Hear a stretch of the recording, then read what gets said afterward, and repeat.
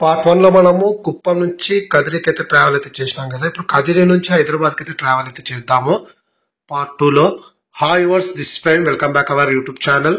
Exactly రాత్రి 10 గంటలకైతే మన bus Kadiri bus స్టాండ్కి అయితే చేరుకుంది. ప్లాట్ఫామ్ నెంబర్ 2 లో అయితే తెచ్చి అయితే పెట్టినాడు.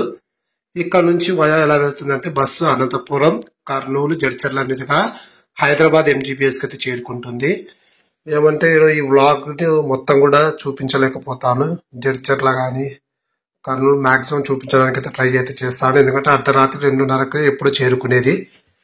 ఎందుకంటే నైట్ టైం మేల్కొని షూట్ చేయడం అనేది అంత ఈజీ కాదు. ఒకవేళ మీరు కదిరి నుంచి హైదరాబాద్కి బస్సులో ట్రావెల్ చేయాలనుకుంటే టికెట్ ఫేర్ 827 రూపాయలు అయితే పడుతుంది.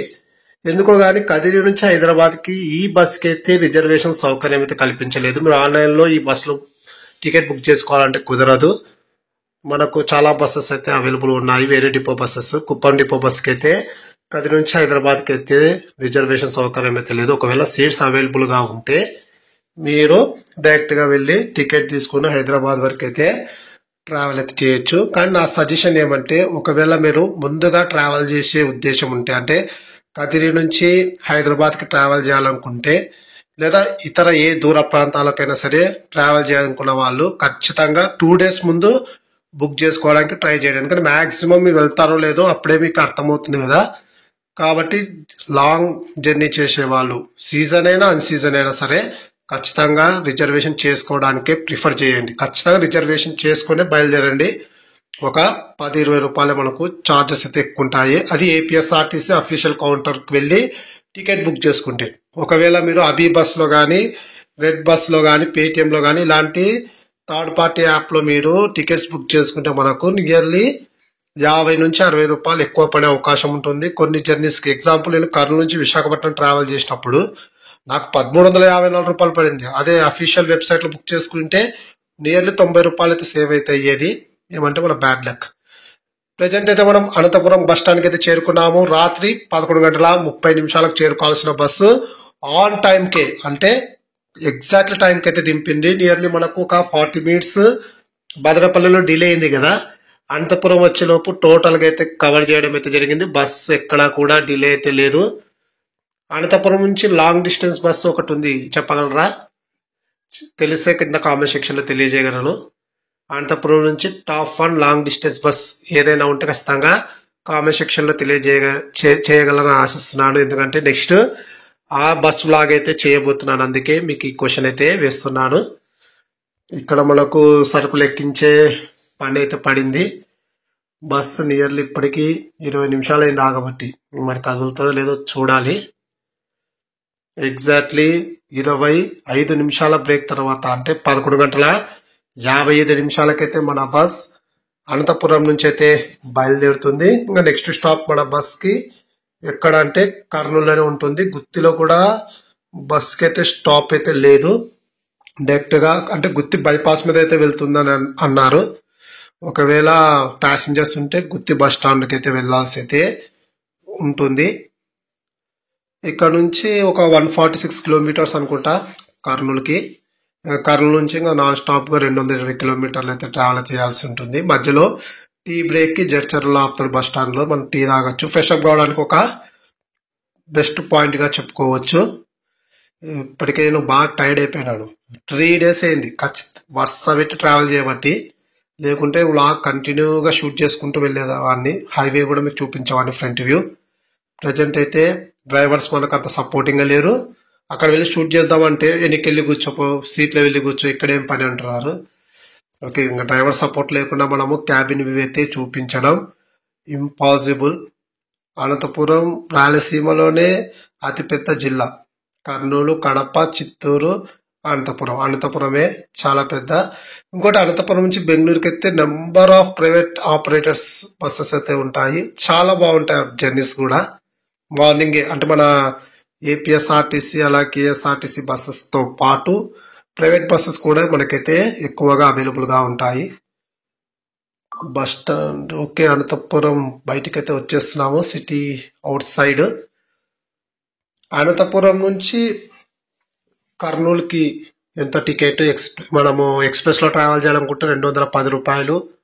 అల్ట్రా డీలక్స్ లో ట్రావెల్ చేస్తే 250 రూపాయలు, సూపర్ లెక్స్ లో ట్రావెల్ చేస్తే 270 రూపాయలు అయితే అవుతుంది.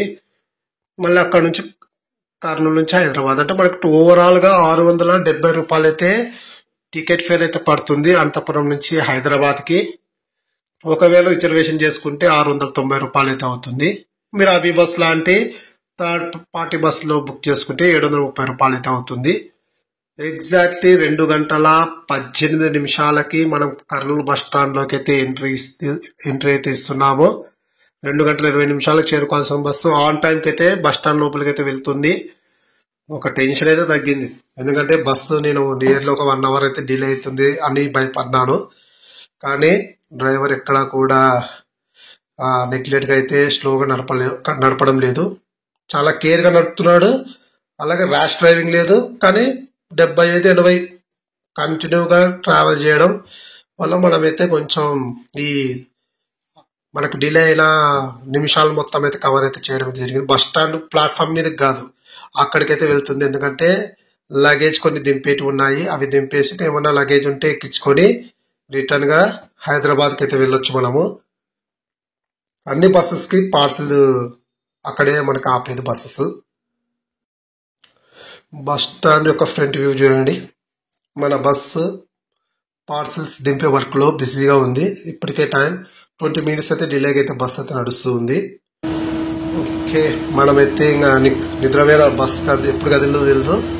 ఓవరాల్ గా పక్కన వాళ్ళు అడిగితే 1/2 అవర్ అంటే ఎర్లీ మార్నింగ్ 3 గంటలకైతే బయలుదేరిందని చెప్పినారు. హైవేలో అయితే దంచి కొడుతున్నాడు డ్రైవరు.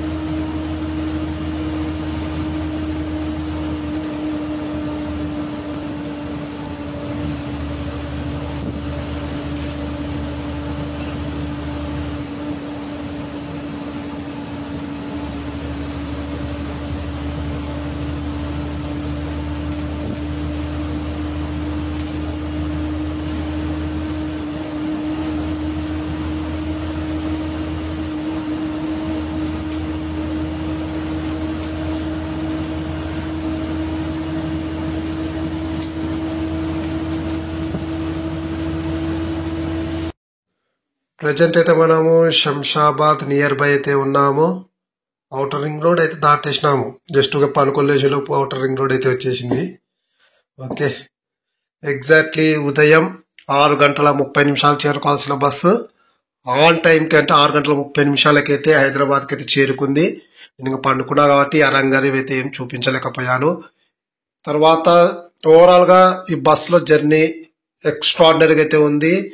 ఏమంటే డిన్నర్ బ్రేక్ మనకు ఏపీఎస్ఆర్టీసీ క్యాంటీన్ లో పెట్టినాడు, బయట ఎక్కడైనా పెట్టింటే బాగుంటుండే.